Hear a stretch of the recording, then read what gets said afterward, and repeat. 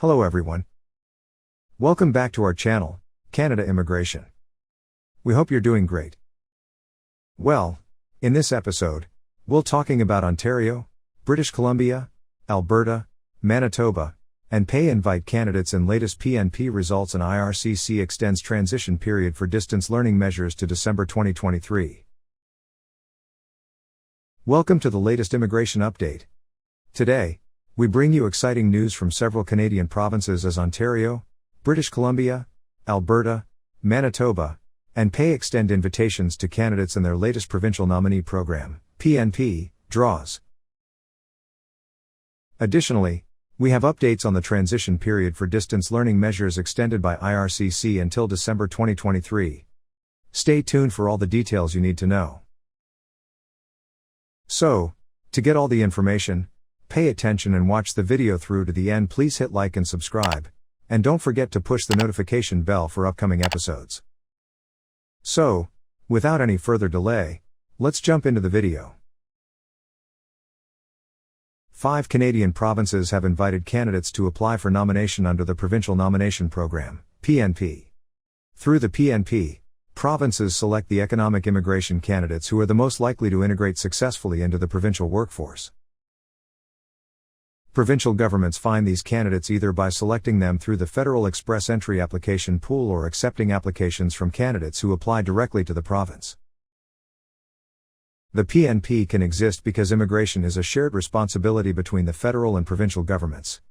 Each year the federal government allocates a specific number of nominations to each province, except Quebec and Nunavut, which do not have PNPs. By the end of 2023, Immigration, Refugees and Citizenship Canada, IRCC, targets to admit 550 new permanent residents through the PNP.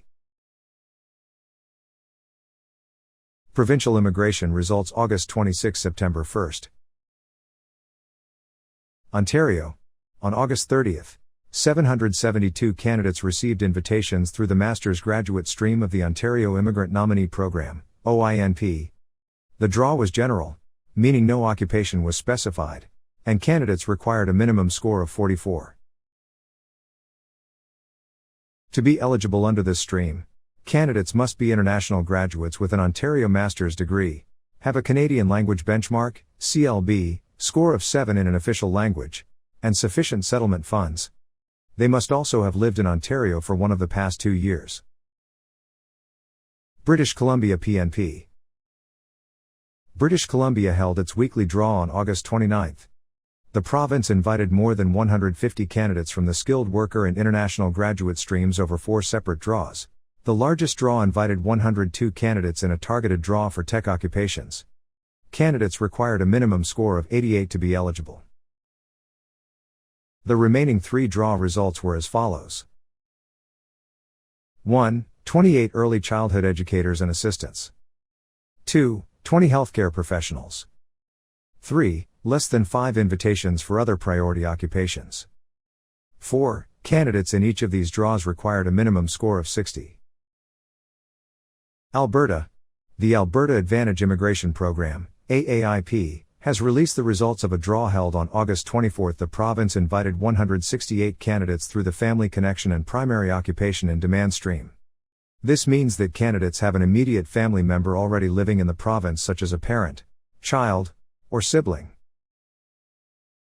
All invited candidates in this stream are also express entry candidates. In this draw, they required a minimum comprehensive ranking system, CRS, score of 302. Manitoba PNP. Manitoba held its first region-specific draw of the year on August 30.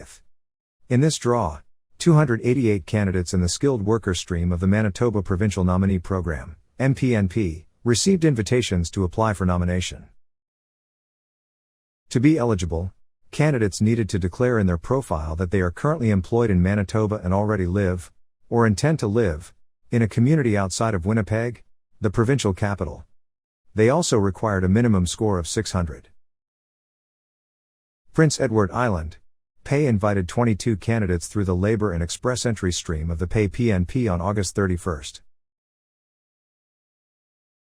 The province says the invitations were issued to individuals working in the healthcare, manufacturing, food processing and construction sectors. Since September 2022, the province has invited 2,602 candidates in total, with 97% of all invitations issued in the labor and express entry stream. IRCC extends transition period for distance learning measures to December 2023. Immigration, Refugees and Citizenship Canada, IRCC, has announced they are extending distance learning measures that were implemented throughout the COVID-19 pandemic. Students who completed less than 50% of their pgwp eligible studies outside of Canada will be eligible for a post-graduation work permit, pgwp, until December 31, 2023.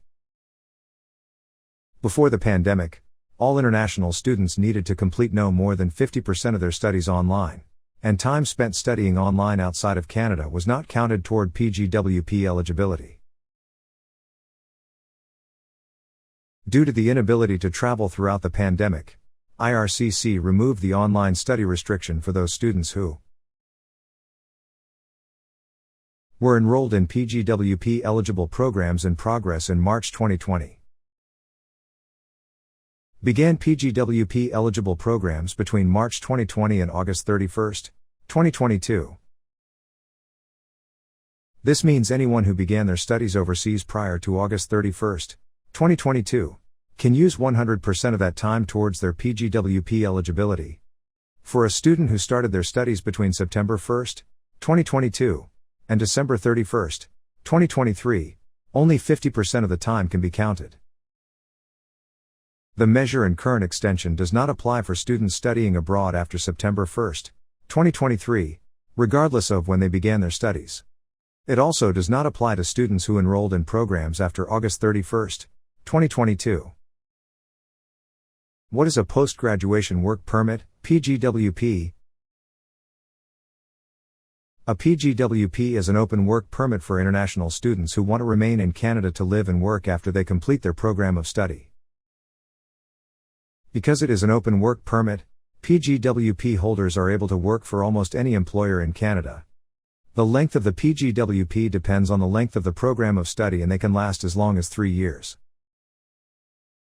IRCC's update notes that if a student spent time studying at a designated learning institution, DLI, while outside of Canada, that time begins to count toward the length of the pgwp only after the department receives the study permit application. To be eligible, students must have 1. Completed studies in an academic, vocational or professional training program at a DLI that was at least 8 months in length. 2. Received a transcript and an official letter from the eligible DLI confirming that the applicant has met the requirements to complete their program of study, which will be included in the pgwp application. Those who stay in Canada on a pgwp after their studies can use any work experience gained towards getting permanent resident status, as many federal and provincial immigration programs value candidates with Canadian education and work experience. Outro. That's all for today's immigration update. We hope you found this information valuable and informative. If you have any questions or need further assistance with your immigration journey, please don't hesitate to reach out. Remember, your path to Canadian immigration is just a step away, and we're here to help you every step of the way. Thank you for joining us, and we look forward to keeping you updated on all things related to Canadian immigration. Until next time, take care and stay tuned for more exciting news. That is all for today, in this video. What are your thoughts on this? Please let us know in the comments section below. Thanks for watching the entire video. Hopefully, the information is useful to you. See you later, in the next episode. Till then, take care.